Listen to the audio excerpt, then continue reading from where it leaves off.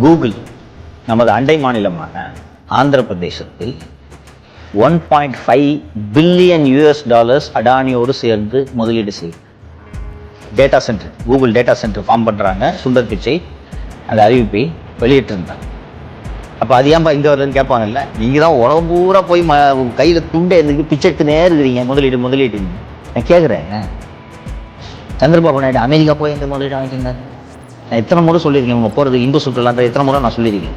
இந்த $1.5 பில்லியன் சந்திரபாபு நாயுடு அமெரிக்காவுக்கு போய் சுந்தர் பிச்சை வீட்டுக்கு போய் உட்காந்து பாஸ் ஏபி சிஎம் வந்திருக்கேன் பாஸ், கதவு தொடங்க பாஸ்ன்னு சொல்லிட்டு வாங்கிட்டு வந்தாங்க. வரல, தேவையான ఇన్వెస్ట్మెంట్ క్లైమేట్ நீங்க இங்க ఉరువాకునీங்கன்னா నిறுవనங்கள் தேடி வரும். ఎందుకు మన పక్క రాష్ట్రాలతో ఆ పక్క రాష్ట్రంలో వాళ్ళని కెలికావు, మొత్తం దేశం అంతా బఫూన్ అయిపోయావు. మనం అన్ని సాధించి చేసి కంప్లీట్ చేసి ఈ కోడిగుడ్డుగాడు తాలిబాన్ టెర్రరిస్టుల కన్నా ఘోరంగా తయారయ్యండు, అంతకన్నా పెద్ద సైకోలాగా తయారయ్యండు.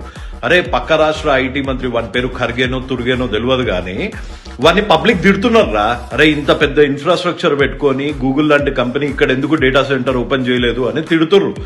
వాడు లోకేష్ గారిని అన్నాడు అంటే ఒక అర్థం ఉందిరా, జెలసీతో అన్నాడని. నీ నియోజకవర్గంలో ఇంత పెద్ద ప్రాజెక్ట్ వస్తే ఒక్క మాట పాజిటివ్ మాట్లాడడానికి రాదురా.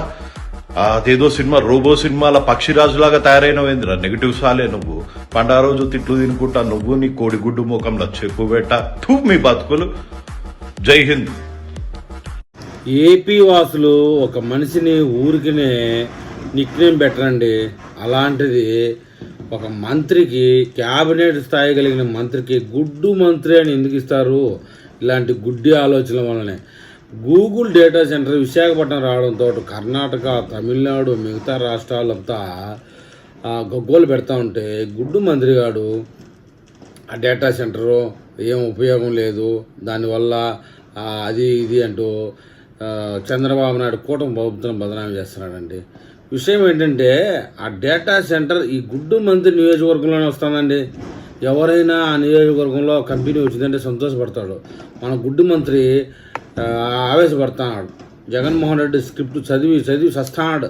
మొత్తానికి ఏదేమైనా గుడ్డు మంత్రి 2029 కాదు, 2039 కాదు, 2049 కూడా గెలిచేది లేదు, చచ్చేది లేదు, ఏం లేదు. కానీ ఇలా మంచి జరుగుతూ ఉంటే మంచి మీద ఇరుచుకుపడి చేస్తూ ఉంటాడు. చూశారు కదా మన గుడ్డు మంత్రి తమిళనాడు న్యూస్ రీడర్ చెప్పినటువంటి వ్యాఖ్యలు, తర్వాత దానికి కౌంటర్గా మన వాళ్ళు ఇచ్చినటువంటి కౌంటరు. మరి ఈ విషయం మీద మన ఏపీ ప్రజలు ఏమని కామెంట్ చేస్తారు చూద్దాం.